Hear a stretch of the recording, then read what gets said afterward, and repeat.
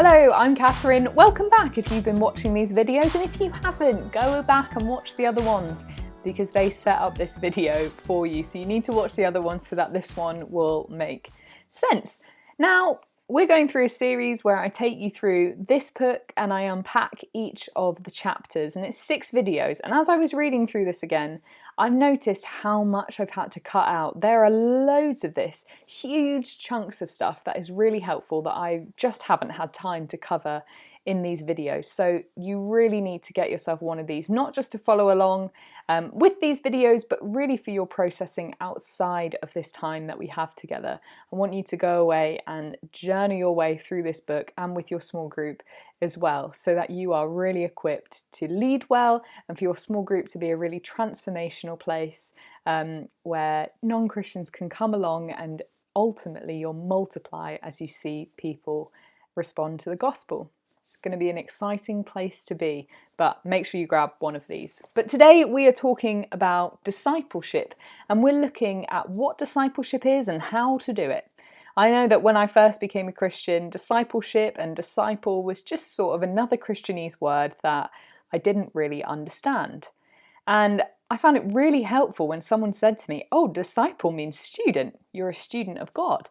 And I found that like super exciting because I was a student at a university at the time, and I thought, I'm a student here and I'm a student of God, and actually it's more important that I'm a student of God. But I think I got an insight just through understanding that of what discipleship means and what it is. We are studying and learning to become more like God. Now, I don't know what your course was like. I studied drama, so it was very active. I was always on my feet. I was always experimenting and trying out new things and new ways of acting and dancing and whatever else we were doing. And so that's sort of how I engaged with discipleship. Very active, on my feet, trying out new things with God. Whenever someone said, this is possible, I went, oh, let me give it a go. Let me try that out. And now that is part of discipleship. It shouldn't be dry. It shouldn't be boring. It should be more about formation than information. We're looking at values. What are your values? And what are God's values? And are your values becoming more in line, more in sync with what God's values are? Day by day, month by month, year by year, and from the beginning of your university course to you graduating, have you become more like Jesus? That's what discipleship is all about, becoming more like him. And now we see in the Bible, in Matthew 28, we are left with the Great Commission. So this is, therefore, go and make disciples. We know that this is the call on all of our lives. This is our purpose. We are to go and make disciples. We're to teach people what we've learnt about God. We're to teach people how to follow Jesus and how to grow in him. And now when I look at Jesus in the Bible, his call to be a disciple is simple. He just says, follow me. Follow me. And that's what Jesus is saying to us as well. Follow me. Come and do what I do with me. Follow me. And I love reading about Jesus in the Gospels as I see that he allows people to walk at their own pace. He allows them to choose the distance they keep from him or the distance they draw towards him. And it seems that the ones who want to get really close to Jesus are the ones who grow, the ones who become a lot more like him, the ones who learn more about who God is and what he wants them to do with their lives.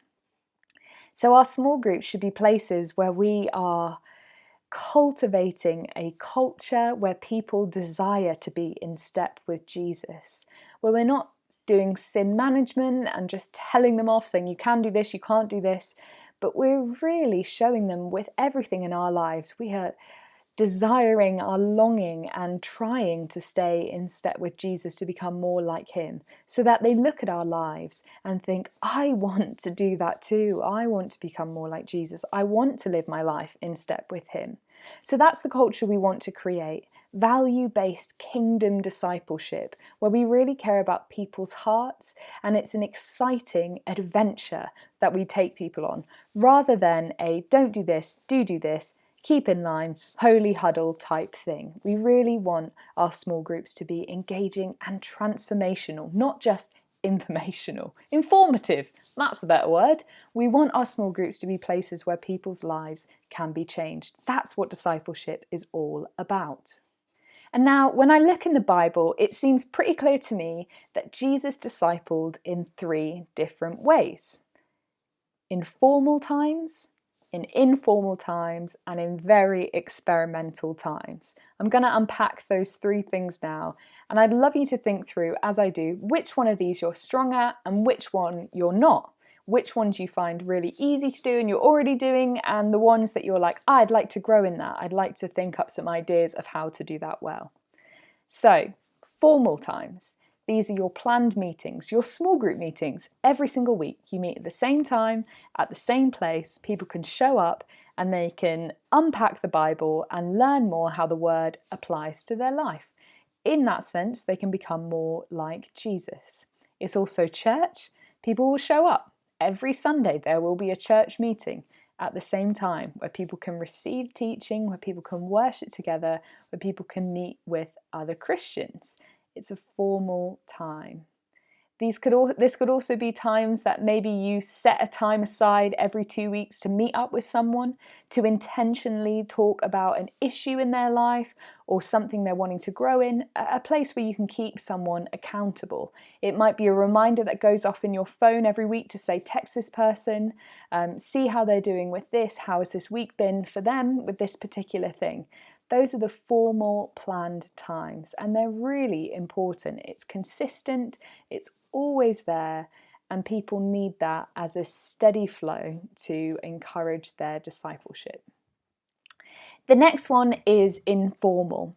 So these are the times when you just invite people along in your lives. You haven't really, maybe even planned out these times per se. You're going shopping and you say, why don't you come with me? Just come along to the shops, do my weekly shop with me.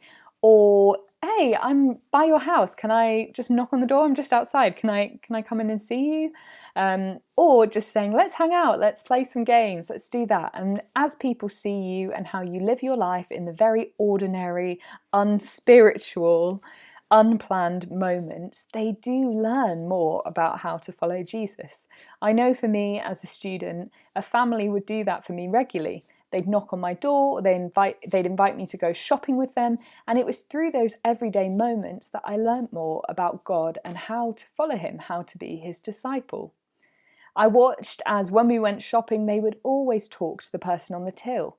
They'd always ask them how their day was, they'd always look for an opportunity to encourage them and affirm them, and even sometimes pray for them. It was in those moments, just watching another Christian live their life very authentically, very normally, that I learned a little bit more about what it looks like to follow Jesus and to become more like him while I was a student. And you, as a student leader, how can you do that for the students in your group? How could you just invite them into every single part of your life and take them on a journey with you so that they can see you in all seasons, no matter how you're feeling, and see how you respond to situations and emotions in your life? It will teach them a lot about how to follow Jesus and how to become more like him. And the last is experimental times. So I think this one is probably the most exciting. I mean, I love new things and I love stepping out the boat and feeling that fear, those nerves, and just pushing through that feeling. So this is what I really love about discipleship. It's the times when you say to people, okay, we're going to do something a bit different today. It's going to be a bit scary, but we're going to go for it. It's like this year I set my students, I said, we're going to go door knocking on halls of residence. We're going to hand out sweets. We're going to invite people to church. And if we can, we're going to offer to pray for them and tell them about Jesus. And so they all looked at me with fear in their eyes, thinking, we don't want to do this. But they did it. They went along and we had 4 new students come to church off the back of that door knocking. It was so exciting. How could you do experimental things to help the people in your small group step out the boat and take risks for Jesus? We see this with Jesus and the disciples. In the informal times, he eats with them, he does ordinary life with them, and then in experimental times, he goes, you cast out the demon, go for it. He sends them, he says, go and do what I do. They give it a go. And so how can you take risks on campus? It might even be offering to pray for people or getting people to step out and praying for healing for the first time. Just noticing where in your group, where are people's comfort zones? Where could they step out and where could they try new things? You as a leader can notice those things and so encourage people to grow. But don't get stuck in a rut of the plan of what you always do. Do mix it up and chuck in a few challenges that will surprise people. It's really good for their discipleship. Great. So to encourage a culture of discipleship in your small group, what you want to do is assign people to people. You as a leader cannot disciple everyone. It's not your job to. That is not what God would want you to do. You will be really overwhelmed if you start discipling the whole 8 people in your small group, and you won't be doing the best for them. And for the people in your group, it's really good for them to learn how to disciple people. Even if it's someone who has been a Christian for a few months, if they are in a place where they are really going for it with Jesus, why not have them disciple someone who is really new to faith, like a month in, or is just coming to know Jesus? You can start discipling someone before they've made a response. It's just explaining to them who Jesus is and why life with him is so great. So yeah, make sure that everyone in your group is looked after by someone, that people are being discipled by people. Now this can be peer-peer discipleship, so people who are discipling each other in the same life stage, or this could be a third year discipling a first year, someone who's a little bit further on, who can get alongside a first year and encourage them. But in all discipleship, you want to be patient, you want to be encouraging people a lot, you want to have loads of grace. Not everyone is like you, not everyone will understand things like you do, and not everyone will take up things like you did in your life. You might have easily laid down certain sins or been transformed by God, but that might not be the journey that this person is on. So it's meeting people where they are at and not trying to make people like you, but really asking God, how is this person like you, and how can I help them become more like you, Jesus? What questions do I need to ask? What direction do I need to point them in? How can I pray for them?